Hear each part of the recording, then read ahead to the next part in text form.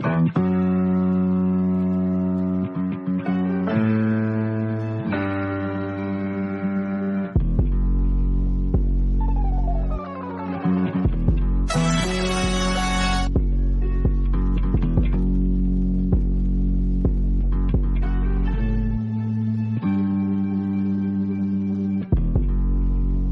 good? What's good? What's good, y'all? It's Downtown Brown, and you know what it is. It's another edition of Ring Theory, backed by Destiny, backed by the Nefarious Media Network, backed by you know who it is, my tag team partner, my man, main event, fresh off the road from Forbidden Door, Jay Lacey, mid-card Mafia. What's good? Man? What's good? What's going on, brother? How you doing today, man? Man, I'm doing great, man. It's been sunny. It's been warm. We didn't hit up to 100 degrees here in Michigan, so I'm eating and living well. It's the summertime. Ooh. How you doing, man? A lot better. This weekend has been crazy, man.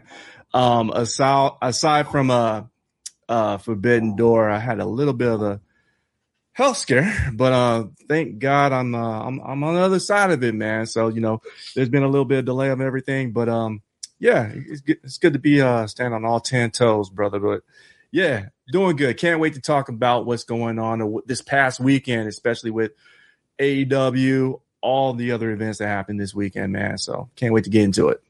And with that, the summertime, we got stuff heating up, man. We got TNA, we got Uha Nation over there debuting at Slammiversary, doing his thing. Mm-hmm. We got Dolph Ziggler. Oh, excuse me, Nick Nemeth, the new TNA World Champion. That's the TNA side of things. I don't know how many people watch Slammiversary. I didn't, but I did follow the coverage. And so I'm just keeping it transparent. I'm not going to be over here trying to front like, oh yeah, I was locked in. No, I wasn't. I was literally anywhere else. I think I was on the river. But with that said, we're going to talk about Forbidden Door. But what happened before Forbidden Door was Night of Champions, and we also will cover that as well. And so, but we had boots on the ground. We had the big steppers in San Jose kicking in that Forbidden Door, they said. They said, let us in! And so what I want to hear about is, Jay, tell me your experience with Forbidden Door. How was getting there? How was the venue? How was the crowd? How was your immediate experience overall, man? Did you have a good time? And tell me about the views. Okay, so here we go. So first of all, shout out to Chris Ely, friend of the program. What up, Doc? He was there as well too, and we had a photographer, man. So I was able to also hire my son, bro. So I paid him to come out. First time doing media, get him able to network with some other people in the industry as well. That's something that he wants to do, is more sports media, and so able to give him a media pass. And shout out to AEW as well too for providing that to us and just giving us an amazing experience, man. So getting up there, if you've ever been to the Bay Area, traffic is horrendous, bro. So we get basically it should take about 2.5 hours from my doorstep to SAP Center. It did not. It took us about almost 3.5, almost close to 4 hours to get there just because of traffic. It was just that bad. I don't know if they were working on the roads. I don't know if what was going on, but we got rerouted. But thankfully, we got there. We missed the Drilla Maloney match, but we got in time for the other two buy-in matches. And, when we got to the facility, this is not my first time in the SAP Center. I was there, not after Raw. I'm sorry, the Raw after Mania when they had it back when I forget exactly which one, but when they had it at the Levi Stadium. WrestleMania 31. Yeah. So I was there night after for the Raw night after. And every seat in that facility is a good seat. I mean, you're not going to miss much. But where we were sitting, you could actually see the massive cage, later called, Death's Door, which was apropos because as soon as I left the event, spoiler alert, I went to the emergency room. I literally figuratively saw Death's Door. So, but yeah, but I'm here. So we're not gonna, I'm thankful for that, bro. But anyway, the experience, bar none, bro. Top to bottom, I met some incredible fans. I actually got recognized, bro. It was crazy because the day before I did Collision Course with Kate, and I'm just happened to walk through, and I'm looking for the merch table because I wanted to pick up some some Swerve merch if I could find it. And lo and behold, this dude, shout out to Alan, he was like, "Hey, I recognize." I was like, "Nah, no, ain't no way, man. That's the first time that anything like that has ever happened." I had just had Nefarious on, right? And he recognized us from the NWA podcast. So shout out to Alan, man. And so going match after match, bro, and we'll talk to it if you want to go match by match. What my thoughts were. I thought the card was, top to bottom, it was good. I mean, I said it before as an analogy. AEW right now is on a streak where if they were an artist and they were putting out an album, there's no skips, none whatsoever, right? And just the whole wrestling event when it's planned. I was shocked that they closed with Swerve and Ospreay, which I think was the right call. I think the cage match to close the show would not have set the right tone. That cage match was incredible to see it live, and then also to take my son there because he hasn't been. He's a grown man. He doesn't watch wrestling so much anymore, but he respects the athletes that are involved, and just knowing him. The last event I took him to was like SummerSlam 2012, and he was a big edgehead. And when he found out, because I didn't tell him who was wrestling, who was on the card, whatever, he wanted to go in basically just as a blank slate. And he was like, "Who's wrestling?" And then I told him Adam Copeland and Christian Cage. Like, Adam Copeland, I was like, he used to be Edge. He's like, "Oh, what?" And so to hear like the crowd, sing his theme. My son, you could just see him turn back into a little kid, just like, "Yo, this is crazy," right? And so what I did is I shot a little bit of an interview on the way home. So I'll post that to our Patreons first, and then we'll just release it live. So it's like a little 6-minute, just a recap of what his experience was. I don't want to give it all away, but that's what we call a teaser. So I captured his perspective of the event. And so by all in all, I'd say it was a 9 out of 10 experience for me.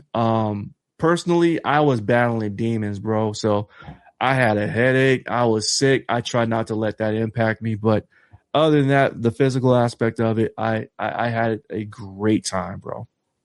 See, that headache, that stomach ache, it's just emotions. You got to let that go. You got to throw that out the window. Because here, you just got to lock in. you channeling your inner John Moxley, and I'm proud of you, man. You doing your thing. And here's the other thing, too, bro. So going to the press conference, I know we're going to hit on this. Mm-hmm. So I might as well get ahead of it. I was able to ask Mercedes Moné a question. Now, granted, here's where I went wrong. And I can't fault her for this because the way she reacted, she had every right and that's her. I went into it as a fan in the media's chair versus being media and asking her that same question. So that's where I went wrong. That's where, basically I could have done two things. One, do exactly what I did, just STFU. And just, okay, this is you good. Or I could have just been like, "Oh, ain't no way you're going to talk to me like this." And again, I'm battling my own inner demons. I got a bacterial infection. I had no idea what I was working with, right? So I was just like, okay, bite your tongue. Let her have it. She's the star. You are not the star. Take the back seat, take the L. But it's not really an L. I don't look at it as an L. She got me, but at the same time, it's like, hey, I got a story to tell, bro. So it is what it is. And you got a soundbite. I got a soundbite out of it, Nonetheless, you got a soundbite. And that's I got a soundbite. Hey, we swing. We up here, we new to the plate. And at the end of the day, we still getting our name out there, and we are still getting known. Yeah. So you got us out there. You got us known. I don't know anybody else from Nefarious Chris, but I don't know anybody else from Nefarious asking questions like that as well. But no, we making moves, and so I watched the press conference. I watched the media scrum. I see the energy. I hear the energy. I don't take it as a slight. Hey, we up the bat. We still swingers. We big hitters, and y'all did y'all thing. And like I said, the sound bite is there, so I love it. Yeah, and either way, I was in the room, and for whatever they said, don't check online for anything like that. I had to be a little nosy and check and see what was being said online. And you know what? I was in the room. I was put in that position to, either be the rabbit or be the bear. And I got what I got. Some people say I got it handed to me. I said that was a gift, man. She gave me a gift. So shout out to Mercedes Moné on that one, man. That's your second time up the plate too. Hey, it ain't the last either. No, absolutely not. So like, hey, we live and we learn. Take the next one. We gonna hit with even harder questions. Oh yeah. And like that question, bet next time I see you, I got something different for you the next time. Bet, man. So all gas. Let's talk about the show. Yeah. So yeah, all gas, no breaks with it. Let's speed through this show. We're not gonna go through the whole card. Cool. Tell me what stuck out to you. What are the big things live that stuck out to you, and then I'll cover with the big things that stuck out to me watching at home. I mean, the triple tag team match, that was incredible. I did not have the Young Bucks winning, only because I said I did not think that they needed the win. Looking at the story, everything that they told, okay, I get it. I was wrong. It wasn't the first time I've been wrong, but I enjoyed the match. The match was, I've never seen, so many people in that arena just locked in, and the energy, I don't know how it came off across TV, but it did not dip at all. The energy was at such a high level, and man, that was a great vibe. One of the other matches, the Moxley match with Bandito, that went really well as well. All the matches, honestly, man, but the Mercedes Moné match, I think, to be honest with you, that was a star-making moment for Maya World. And the people around me, there is a couple people around me that were like rooting for Maya. Maya's gonna win. And I'm thinking, no, Maya's not going to win. That's not her job tonight. Her job tonight is to take the L, and her and Mercedes are going to have a star-making moment for Maya to go into the future and build on top of that momentum. And that's exactly what happened, man. I think that was probably my match of the night. The Tekla Starlight Kid match was really, really done well. Dude, there's way too many matches that could have been matches of the night. And I'm not gonna hold you, bro, but the cage match exceeded my expectations, because I was like, okay, how are the conglomerate, especially with Orange Cassidy, he's not really a serious cage match type of wrestler. How are they going to take his particular skill set and put it in such a violent type of match? And again, they figured it out. They got Leo Rush involved, and he's on a historic run right now with the Blackheart character. He's killing it, and putting him into the match was a great way to get him on the pay-per-view. And I know I'm a little bit of everywhere, but I mean, dude, there were so many different moments, man. Even the buy-in, Divine Dominion and Thunder Rosa and Olympia. My gosh. Another match that was like, I wasn't familiar with Olympia's game, but my goodness, bro. All four ladies, really, really worked and put off an awesome effort, man. So, yeah, top to bottom, like I said, if this was an album, there is no skips. I like to hear that. I like that. So, like, you saying the Maya World match stuck out for you? Hey, at home, that is my number one match of this show. And I love Swerve and Ospreay. Yeah. That is, to me, my number one Forbidden Door match, period. I was at the first two, and I love Will and Omega too. I think that match is amazing. I think Don ruins the end of it. But of all the Forbidden Doors, I think Will and Swerve won my number one AEW match. So to have that ran back and to not miss when it is ran back, I think that's a great follow-up. But, man, the emotion I felt during that Maya World match, because then it made me check back in with myself and say, yo, I was kind of disappointed that I didn't get the Athena match against Mercedes at this pay-per-view, but I am no longer disappointed because I am loving what they are doing with it. They are building a new star with Maya that can now turn around, focus on Athena, and then end Athena's reign. I'm so sorry, Billy Starks. The trigger just should have been pulled a long time ago. You are this generation's Lex Luger. No disrespect, no shade. The man got plenty of world title reigns. The man, it's just you. I don't think you want to end the story at this point. Personally, it's Maya. I think Maya needs to go all the way to whatever the main show is going to be all in weekend, and she needs to snatch that belt from Athena. Or, hey, Tony, I'm going to charge you with this, Tony. Maybe don't even put it on the ROH show. Put it on All In London and let Maya beat Athena there on the biggest stage of them all. That's so not a bad idea. Hey, I would love to see that. But Kenny getting his win over Zach, cool little match, smooth. Mox and Bandito, what a spectacle. Mox just keeps winning, and then, hey, in this role, he ain't the worst person in the world. I can put up with it. And he telling some stories, and I like the stories he's actually telling right now. I'm not gonna say he wasn't telling stories prior, because he was.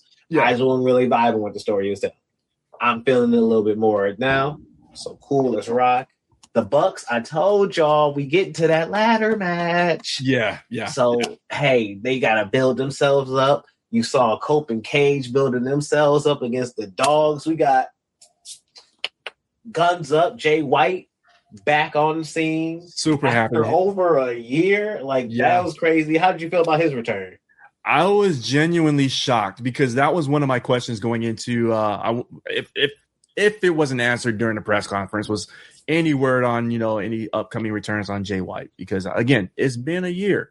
And for that to be answered right then and there, I was like, oh, here we go. Yeah. So happy to see him back. Happy to see the Gun Club back in full effect now. And, I think that with them and the Dogs, I think that's a great rivalry to, have the Dogs transition to, because they've been trying to tell that story on Collision. So now that we've got another player with Jay White and them, the Dogs having history with Jay White, let's see how that plays out.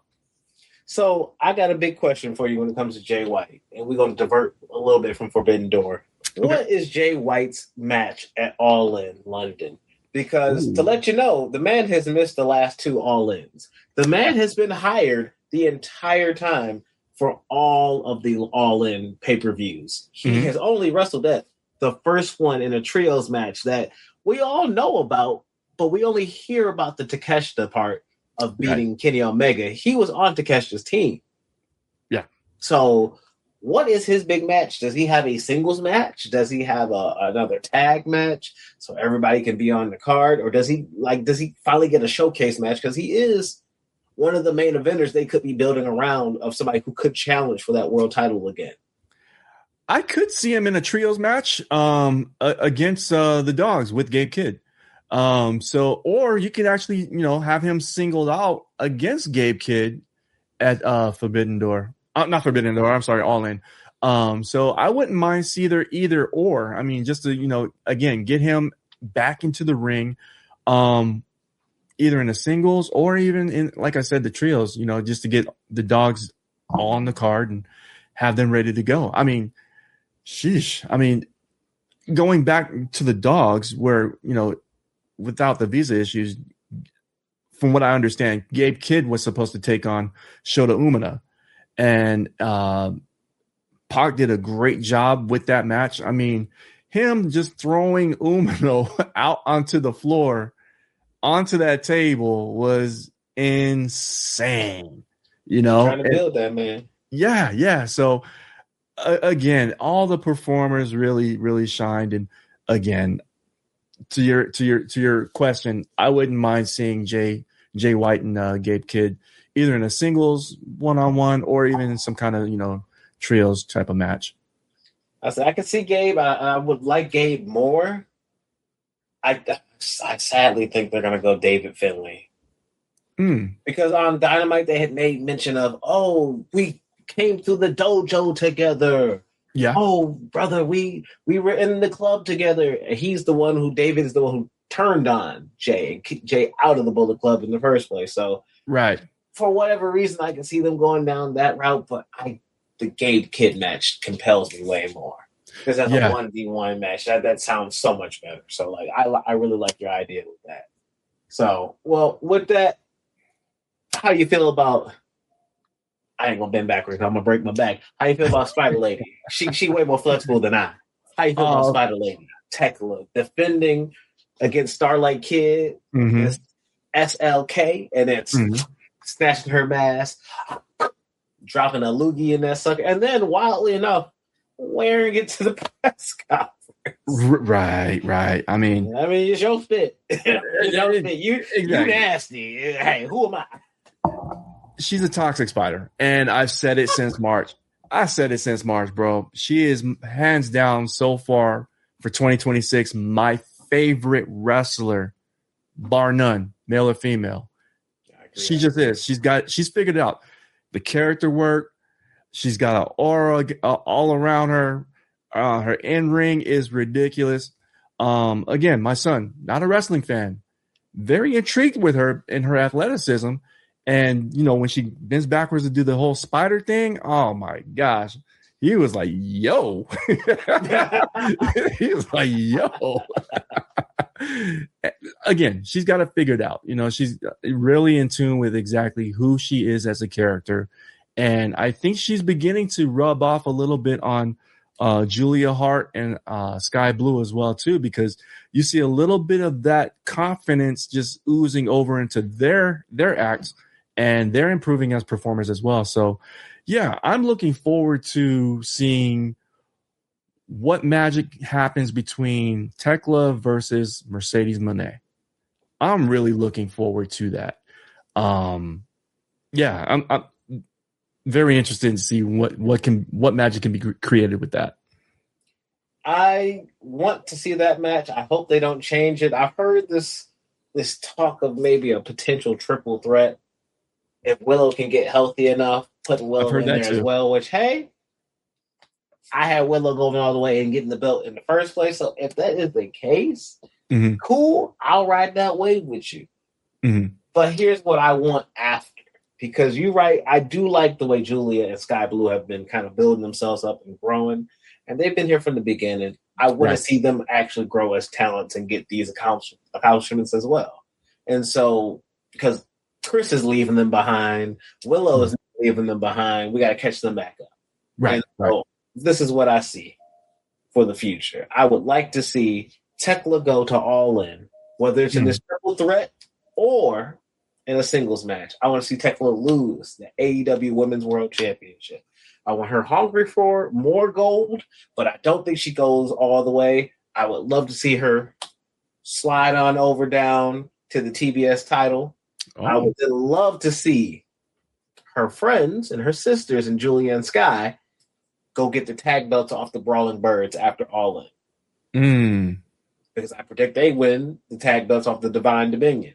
Yeah. They have a little bit of a run, but I think the Toxic Sisters should slip it up off of them.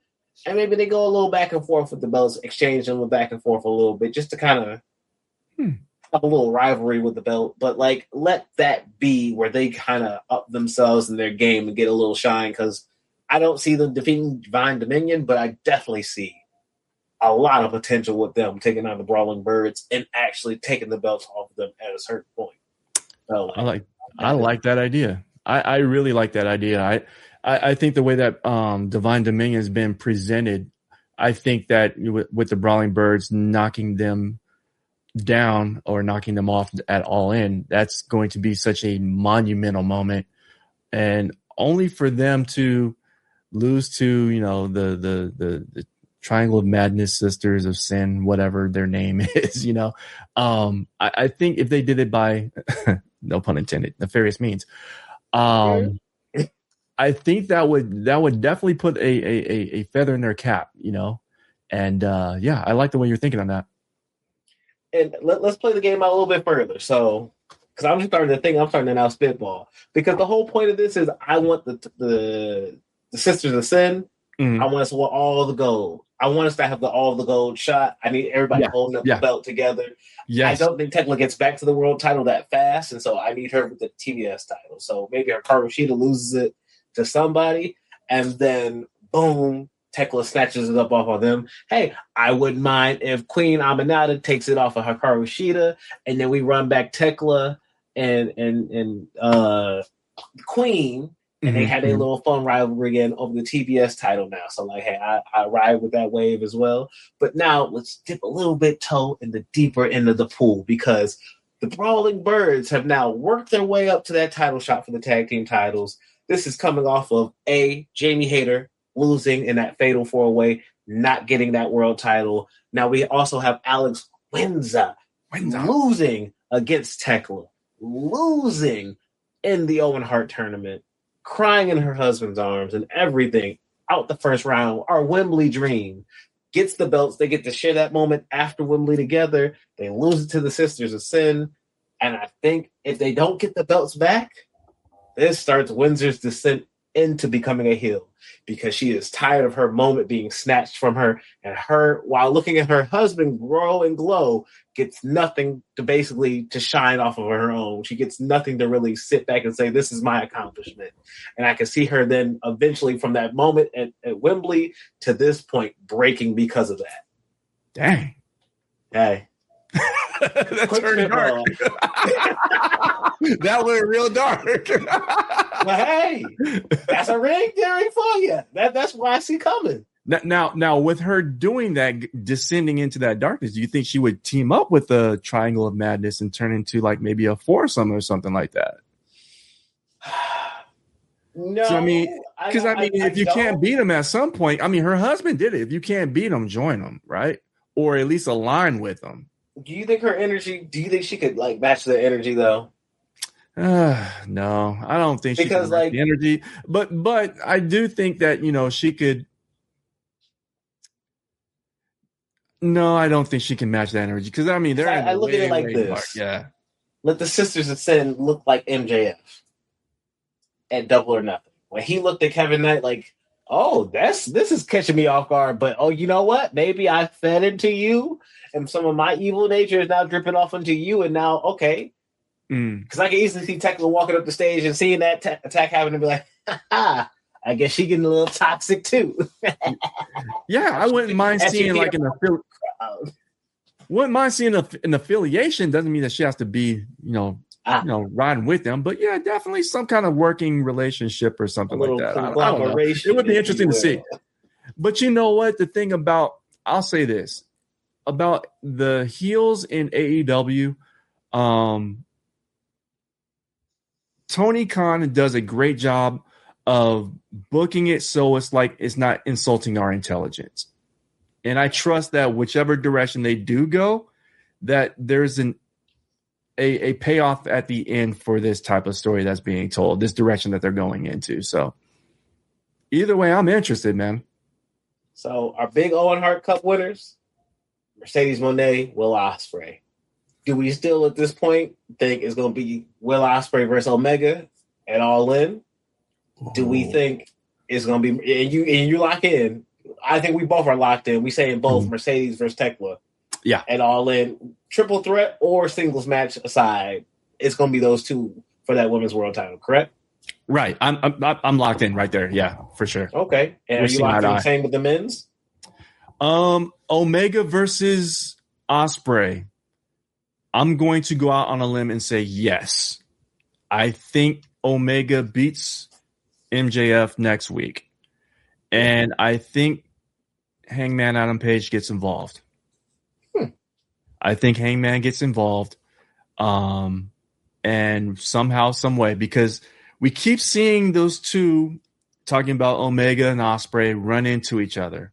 They started this whole running gag where they're in the trainer's room. And just last night, we saw them in the hallway.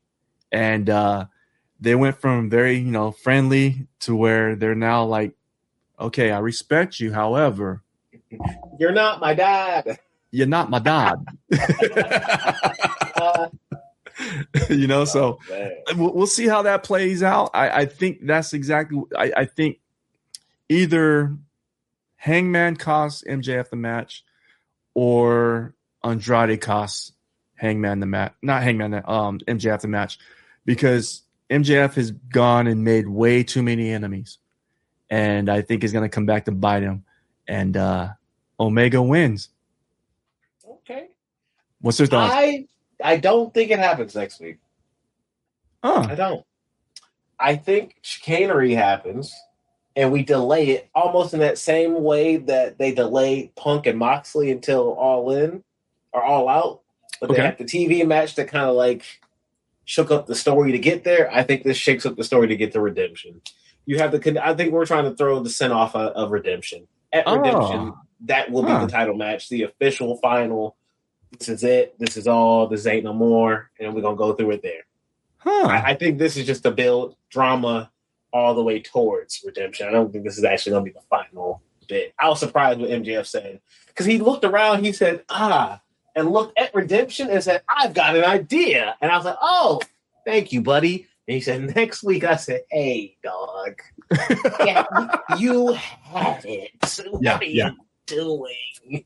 So with that said, I think chicanery next week, we build our way to Redemption. But talking about something that might need a little redemption in the future, we're going to close this Forbidden Door with this. Should Forbidden Door continue as a concept, or does it need to take a break? What do you think? I think there needs to be more taboo or forbiddenness to it, because, we know that they have a cozy relationship with CMLL and Stardom and New Japan. So the door is not as forbidden as it used to be. If we're going to get some other promotions involved, like Maple Leaf or MLW, then you got something. But until we see someone walk in that we did not expect or have on our bingo cards for the year, we can't say it's really Forbidden Door anymore. At this point, it's more like AEW's version of Global Wars, right? It's not a bad thing, but we just have to switch up the name or something to it like that, But I do think that, Tony Khan is going to do something the week of or around the WrestleMania time in 2027. He hasn't said anything. It's been clearly alluded. And hopefully, like I said, we get some of these strong independent promotions, maybe a GCW that gets involved. AEW performers still wrestle on their cards. And so maybe something like that happens. I don't know. I would love to see that happen. And if that does happen, then yes, that can be called Forbidden Door, because it's been so long since we've seen something like that. I like that. Would you use Forbidden Door next year as the big show would you use that as the branding for the big show next year?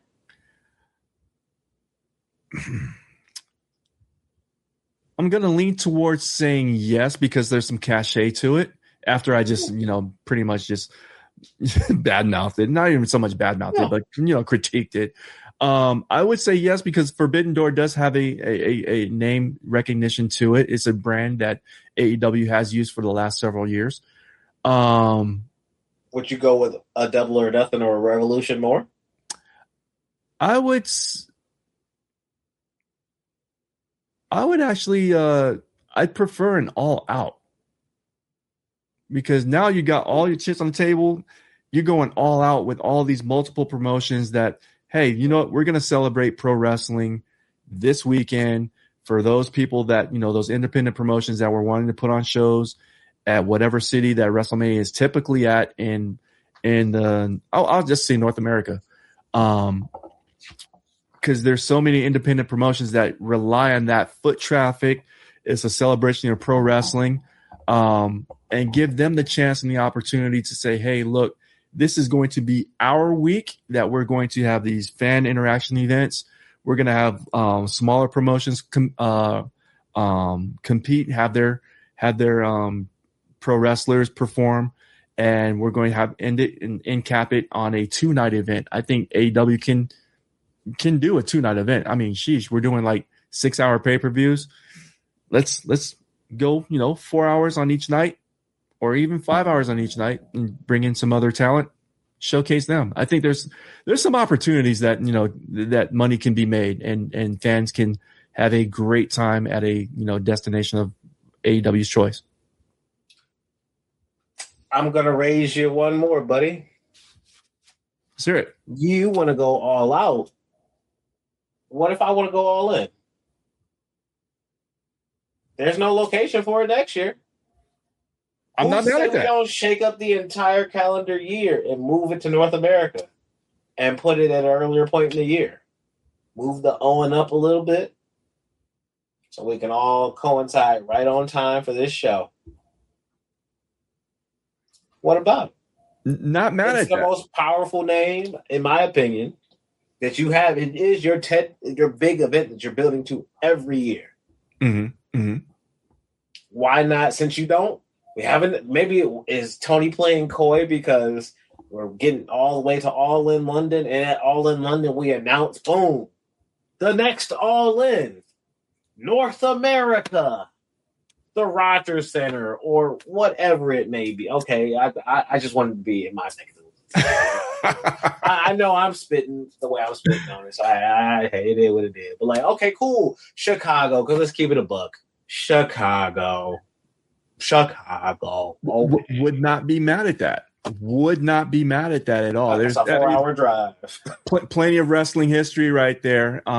There hasn't been a WrestleMania there in years, so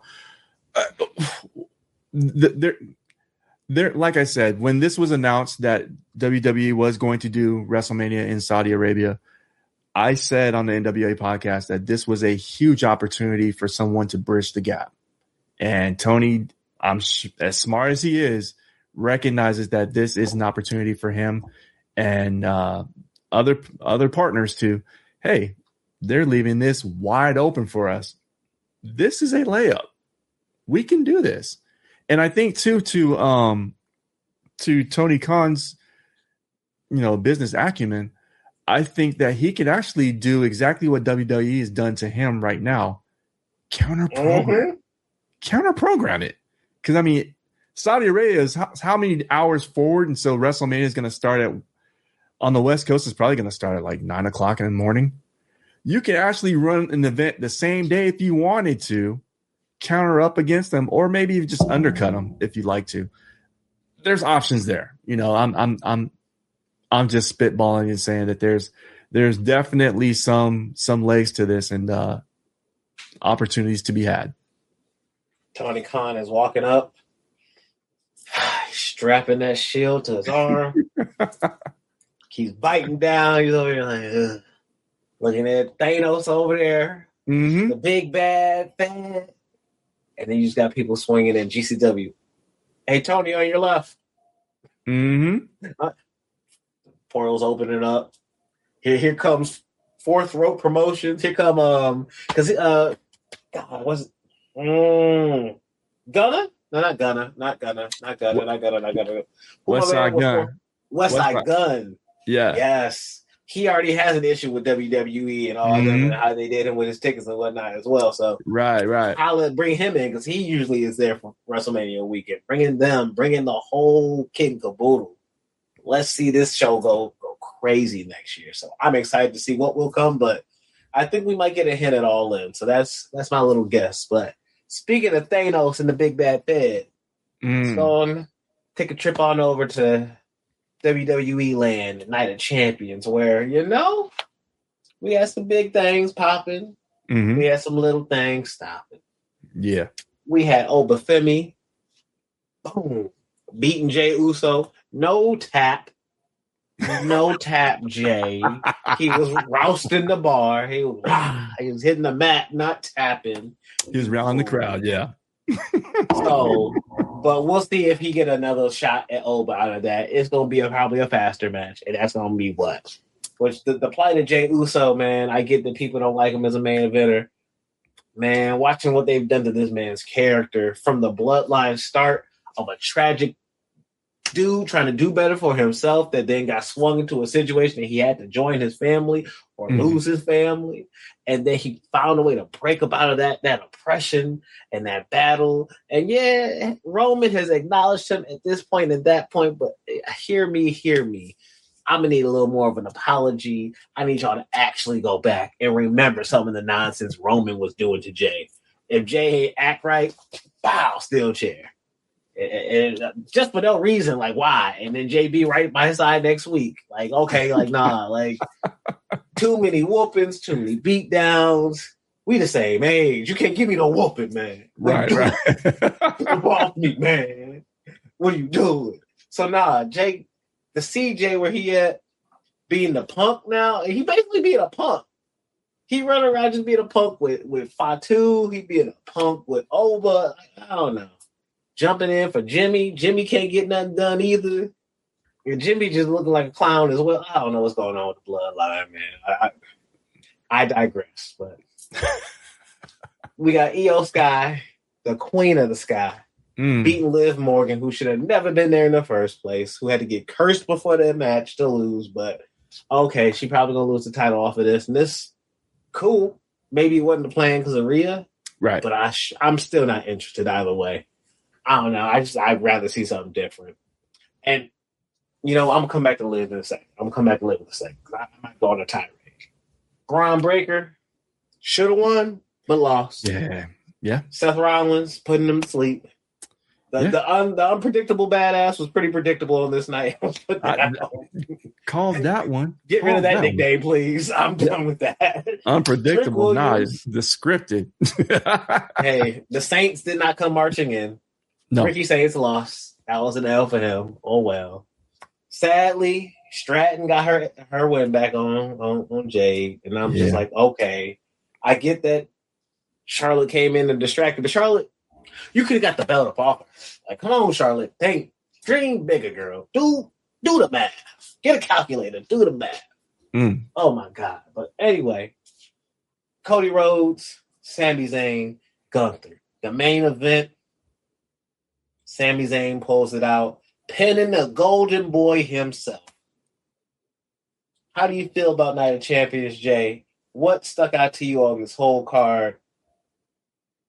What are you happy about? What are you mad about? I think that it was a subpar card, honestly. The performances weren't as...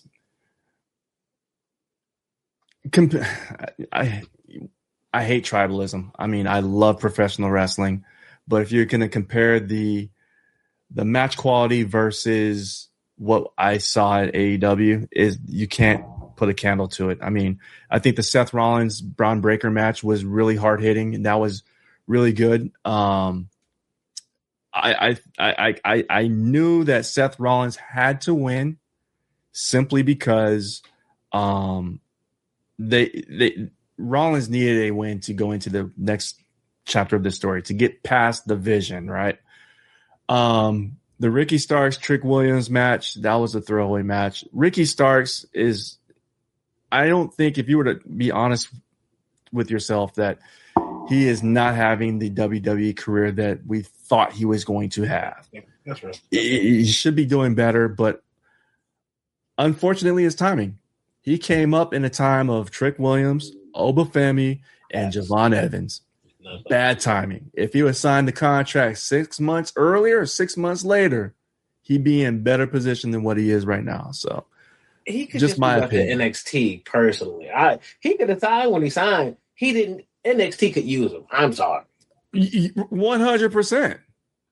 100%. And even then, I think they would still drop the ball with him too, because I mean, you've got Tony D'Angelo beating a Nakuro. What is his name? Naraku? Naraku. I mispronounced his name, and I was like, not so evil. Come on. You got a one-eyed Tony D'Angelo taking this man who used to be a world champion and doing this. Anyway, I digress. But what I'm the most proud of from Night of Champions is it happened exactly the way I called it. Your man Sami Zayn would be pinning the American Nightmare in Saudi Arabia. Happened exactly to a T. I called it on the NWA podcast. And, bro, I'm happy for him because if he didn't do it this time, he was never going to do it because he would not be a credible threat to any world championship going forward. It just would not mean anything like, oh, he's beatable. But now he's got the title. He's now a world champion. I think it's going to be very short-lived, though. Very short-lived. But I think it was a great moment for the people. He speaks the language. He gave them something to go home happy with. It was a WWE moment. And shout out to him because he's been grinding for so long to get to that point to where he is a champion. And honestly, if I'm being honest with you today, I wouldn't mind seeing him have a 4-month, 5-month run with it. Just don't do him like you did Kofi Kingston. Don't do him like you did a Big E. Don't do him. Yo. If it's okay to be Kofi, is it okay to be Kofi if it's Oba? Yes. Is it okay to be Kofi if it's Oba? If we go, okay. If you do him like Kofi and it's Oba doing that, I'm 100% okay with that. I'm 100% okay with that. Because, like, one of my favorite shows is The Office. And Michael Scott says, my, how the turntables. Would not mind seeing that. I mean, that would be get back. But that's not going to happen. I would love for it to happen. If it were to happen, I got you dinner, bro. I got you dinner. I will Venmo you dinner, bro. I would love for that to happen. Yes. But overall, I think the moment for me was Sami Zayn winning, and I'm happy that he won. He's getting he's getting the shine that he greatly deserves. So kudos to him for that. Listen, y'all. Before I even get into any of this, y'all, I'm gonna need you to hit that like button. I'm gonna need you to hit that subscribe button. I need you to jump on the drive for 500. Go hit us up on Patreon. Go hit us up everywhere on YouTube. 500 YouTube subscribers, 500 Patreon subscribers. We are hustling and bustling towards that. Hey, follow us all over all our socials, all over everything. We are on Headcanon Graps / Ring Theory. That's the personal channel for this whole show. So we got it all. We add new stuff all over there. So follow us on our IG. We got it on the ticker below. Do that because I'm about to drive us right into the ocean because my, oh my, I did not need this Sami Zayn title win right now. I'm so sorry. You are destroying all that you have built prior to. Look, I want Sami to win. I'm very happy Sami won. And like a part of my heart, I really am happy he won. But like, yo, you fed Cena a weak ass tap to Gunther. You fed my dog AJ Styles after a whack ass Dragon Lee title run, which, yes, I hear you. It was fun, good in-ring matches, but that man ain't never met Dragon Lee off the street. So why is he tagging with him? I'm sorry, get him out of there. But you fed him to Gunther. And you said, okay, he's the career killer now. He's untouchable. He's snatching masks. He's doing this, that, and the other. He can't get past Cody. Cody. Sammy can beat Cody, but Gunther can? And I go, okay, like, are we back at SummerSlam? Was it 99?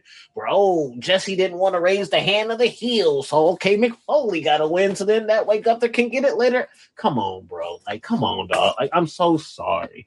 I love Sammy, and I want Sammy to have that triumphant babyface win. But, yes, he has a new character, and it's very interesting. But I don't think it was like really culminating with this world title reign. Like it did not. This story does not feel like it was at a point for him to win. And yes, you could say, "Oh, that's like shocking and ooh and ah," but like if you smack him down real quick and he loses off the first defense, what are we doing here, folks? Are you just trying to jazz me up like some Zataran's rice for just a little bit of fun until we get to SummerSlam? Like, get out of here! Like, stop. Because, like, if you were really telling the story the way you should have been, me hearing a Sami Zayn versus Jey Uso match, the two friends, the one person that really broke through Jey Uso's shell when he was literally in his own oppressed age to help him break out and become a new person, the person that really pushed him to become main event Jey Uso on his own, that person, and now he's the world champion after Jey got it, and now they're both at this newer, higher level, challenging each other at a summer. That could be such a grand story. But have you built it? Have you done anything about it? No, you're too busy writing Unreal. And so you can show that shit and show your ass. Hey, I'm good, buddy. I don't need it. I'm gonna watch Unreal. I ain't gonna. I'm gonna watch it. And that's because I'm not gonna just sit here and shit on it. And then we get a couple months down the line, y'all. All right, I'm reviewing it, and then we pull up a clip like, "Hey, he said he was shit." Yeah, I'm shit on it. Because y'all don't need to be doing that. Y'all need to be focused on the actual show, and then let the fruits and the fat of your land then feed Unreal. But nah, y'all too busy doing left, right, and everything else but driving down the main road. So just get on the story. Write stories. Stop worrying about the dang profits and write stories. Make good. I don't know what society's going with everybody just screaming for profits right now. But like, y'all, write good video games. Write good stories in wrestling. Write good movies. Just do the shit, y'all. And stop charging so much damn money. I'm still going to pay for the $100 version of Grand Theft Auto. Stop charging all that damn money, man. The hell? This economic grant brought to you by Headcanon Grabs. But lastly, and I'm not going to dive into this rant too much, but when I'm going to dive back to that Liv thing, Liv, what are y'all doing? What are y'all doing with Women's World Championships? Oh, man. So I'm going to create a video. I've already been working on all the stats for it, but WWE has a Women's World Championship problem, especially when it comes to booking them. Talk about it. We go all the way back throughout this entire Triple H reign and era. And a lot of these stories, a lot of these reigns are shit. There's nothing behind them but just numbers and emptiness. And we're going to dive into that, including Liv. Miss, I ain't defended my belt once since Mania. Talk about it. So I'm good on a lot of WWE's booking. I'm good on a lot of WWE's just lazy pat myself on the back type. Let's give a break. It's like video games now. And that's why I brought up the video games. I'm going to build the whole video game now. And unlike the PS2 games where we used to just drop the whole thing for you, and then maybe we'll go make another disc and drop some DLC for you. Nah. Nowadays, it's make the whole game, chop, chop, chop, chop, chop, chop, chop. I'm going to take this bit. And now like that, how they'll take the game and give you a piece of the game and then sell the other half as DLC. They are basically like, okay, instead of giving you a whole good story, we can just parse out these matches. Now, sometimes I like waiting because, like, the Cody and Punk, when we get to that, I think that's going to be really great. And I've loved that every Mania, every Rumble season, those two just come back, and it's almost like cousins seeing each other at the family reunion. They just got to talk, and hey, good to see you, pal. Hey, I see you got that Benz. I see you got that Bentley. Hey, but I see you. Hey, oh. And they just comparing and talking. I see you out there on the track. I see you on the track. And I love the competitive nature of that. But for some of these other stories, long term, Oba, I don't want to wait till Mania. Don't sparse it out. Yeah. Why are you sparsing it out? But hey, they killed Sammy on the way to do a WWE Championship Hell in a Cell career match. Cool. But like, why can't we build multiple main eventers? We've done that before in this company. Why can't we build multiple main eventers at once? Why is Braun suffering? Why are so many characters? Braun, Gunther, a Ricky. Ricky should be a much better heel at that level and at that card. They should be able to put the engine and the motion behind these folks. Jey Uso should be a better character.